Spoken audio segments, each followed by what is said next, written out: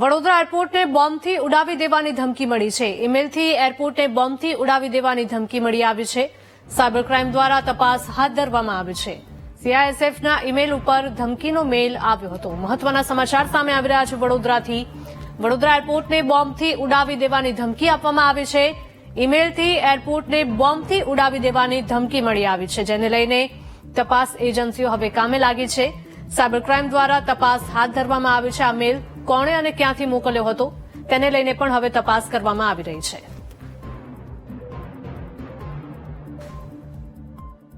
સંવાદદાતા માનુ જોડાયા છે. માનુ, જણાવશો કે ઈમેલ દ્વારા વડોદરા એરપોર્ટને ઉડાવી દેવાની ધમકી આપવામાં આવી છે.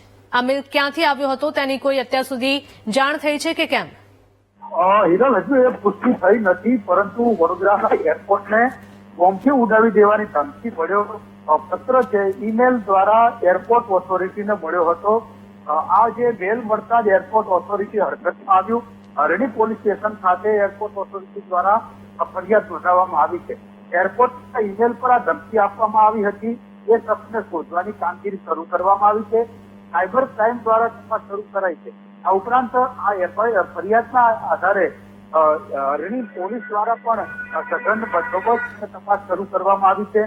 સીઆઈએસએફના દ્વારા પણ આ જે તપાસ છે કરવામાં આવી. ઈમેલ મળ્યો એના કારણે સમગ્ર તંત્ર છે, સિક્યુરિટી એજન્સી હરકતમાં આવી છે. ક્રાઇમ બ્રાન્ચ પણ તપાસમાં જોડાઈ છે કે કોને આ મેલ કર્યો હતો, કયા ઉદ્દેશ્યથી આ શખ્સે મેલ કર્યો છે. આ તમામ દિશામાં તપાસ કરાઈ રહી છે. આ ઉપરાંત હરણી એરપોર્ટ છે, એરપોર્ટ ઉપર પણ સઘન સુરક્ષા કરી દેવામાં આવી છે અને તમામ જગ્યાએ અત્યારે તપાસ કરવામાં આવી રહી છે. જી માનુ, આભાર.